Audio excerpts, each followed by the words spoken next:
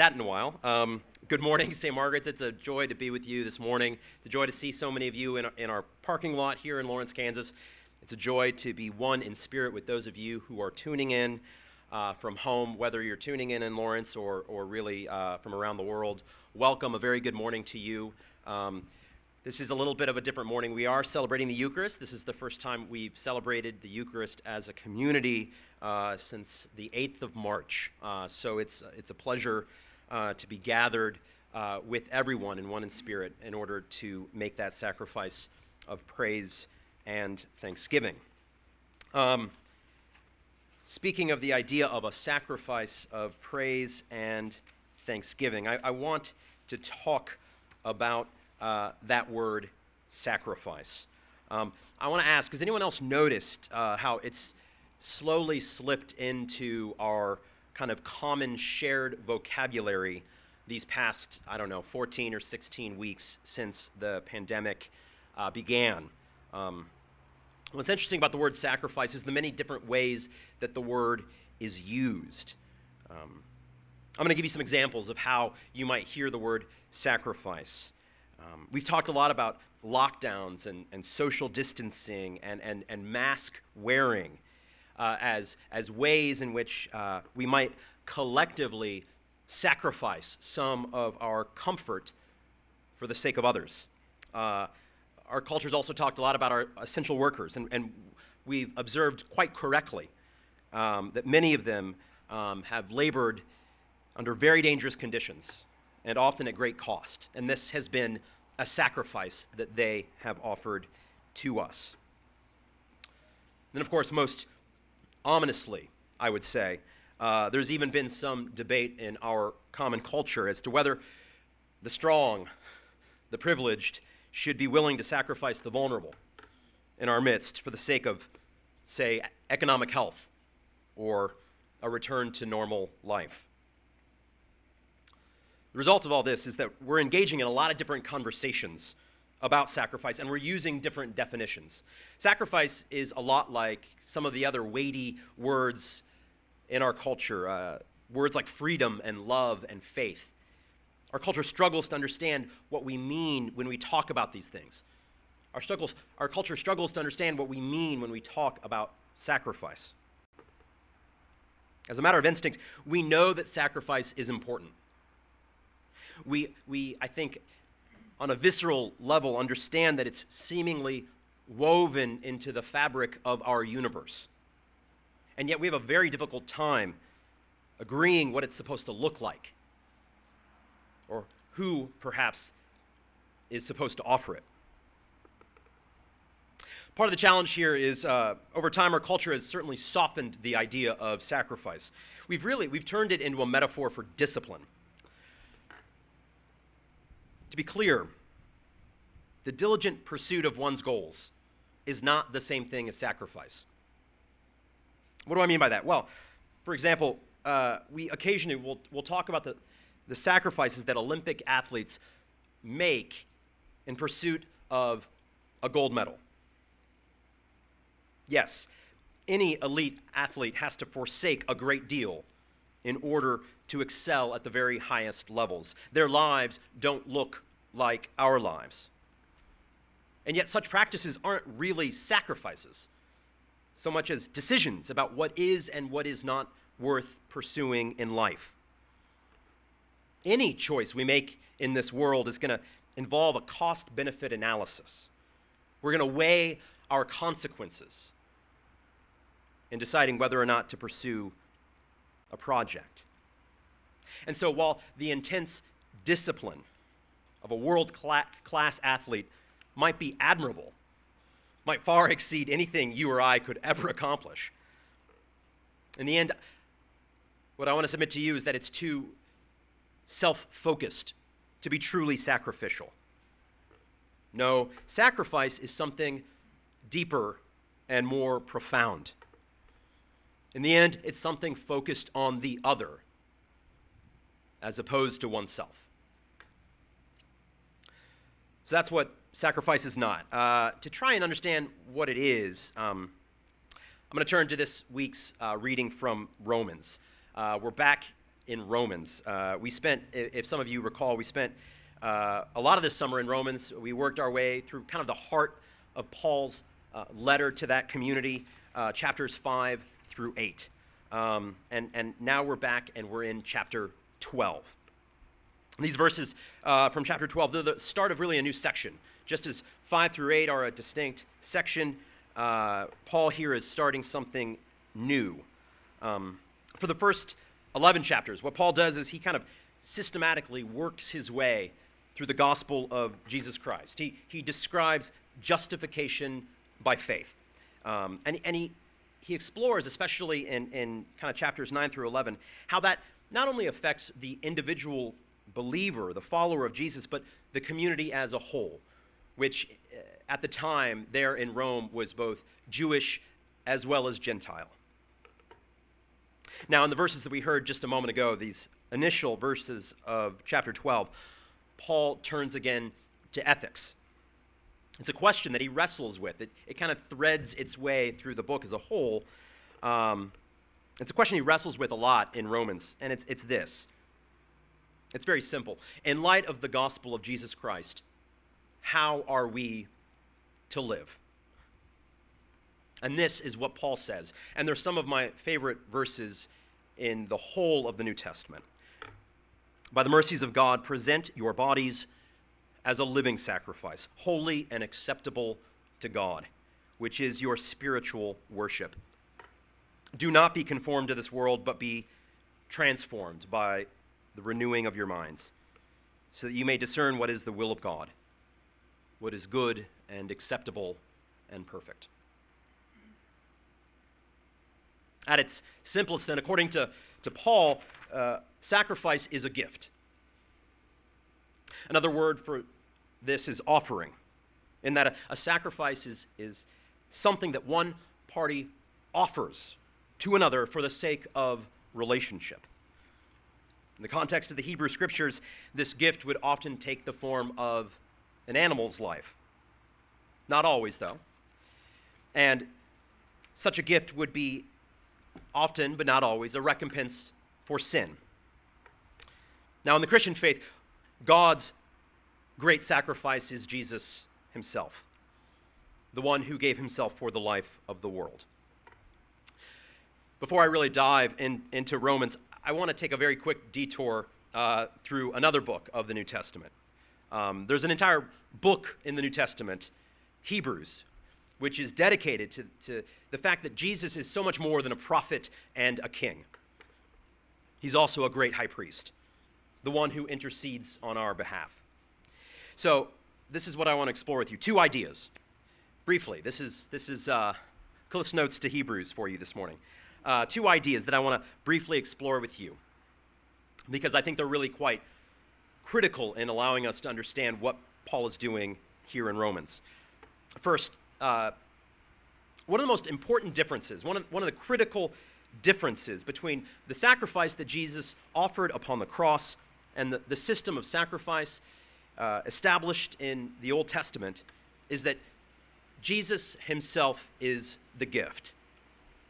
That is, Jesus didn't offer a bull or a goat or a serving of grain for our sake, but rather himself. And not just himself, but the entirety of who he was.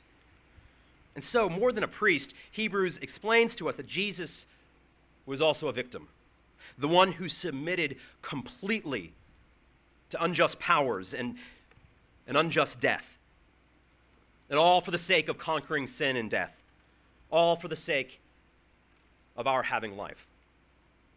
So that's the first idea. Jesus is both priest and victim. Second, Hebrews emphasizes, and this is perhaps the great theme of Hebrews, Hebrews emphasizes that the sacrifice of Jesus was once and for all. Again, in contrast to the system of sacrifice instituted in the Old Testament, the sacrifice of Jesus was a one-time event. It forever and irrevocably secured the foundation of God's relationship to us. The author of Hebrews puts it this way in chapter 10, quote, For by one sacrifice he has made perfect forever those who are being made holy. The end result of all this is that the sacrifice of Jesus is therefore something that we are to put our trust in. It's something that perhaps we can emulate, but it can never, in any sense, be repeated or replicated. It's with all this in mind that I think we now can kind of turn back to Paul and those initial verses of Romans chapter 12. What Paul's doing is he's instructing us to present ourselves as a living sacrifice, which means that what we do in response to the great gift of God in Christ Jesus, in some senses, is so similar to what God has done for us, and in some senses, it's so different. There are threads of continuity and discontinuity that we have to grasp each. We have to grasp them both. First, how is what we offer similar to the sacrifice of Jesus? Well, it's similar because just like Jesus, we're called to present ourselves, not anyone or anything else. So what does this mean? It means that under no circumstances should any of us be talking about offering the weak or the vulnerable or the marginalized for the sake of some greater good. God calls us to present ourselves. The sacrifice that God calls from us is ourselves and nothing less. One thing I want you to hear from me this morning, friends, is this. What Paul is doing this morning, this is not a metaphor. This isn't Paul's way of saying, maybe you should inconvenience yourself a little bit for the sake of the gospel. The instruction, rather, is really quite clear. God wants us to lay before God the sum total of our lives, everything that we are and everything that we could ever hope to be. In other words, there's no part of the human experience that God is not interested in transforming or changing. God desires all of us.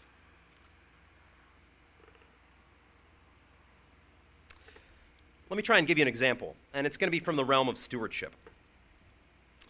To present oneself as a living sacrifice means that one is willing to respond to God's call with respect to finances, however that might look. Here I'm going to remind you of that very familiar story from the Gospels about the rich young ruler who approaches Jesus and the disciples in search of eternal life. The answer that Jesus gave the rich young ruler, it shocked the man. And if we actually wrestle with the scriptures, it ought to shock us as well. What does Jesus do? He asks that the man sell everything that he has and give it to the poor. Now, the point of the story is not the command of Jesus, but rather the man's response. The man walks away. In the end, the man's wealth, the resources that he consumed, the stuff that he had acquired over the years, that was more precious to him than following after Jesus. And the question that we should be asking ourselves as we wrestle with something like Romans chapter 12 is whether the same might be said for us. When push comes to shove, what would you or I say to such a command from Jesus? Our answer is important. Because if we're unwilling to forsake our stuff for the sake of something greater, then it's not serving us, we're serving it.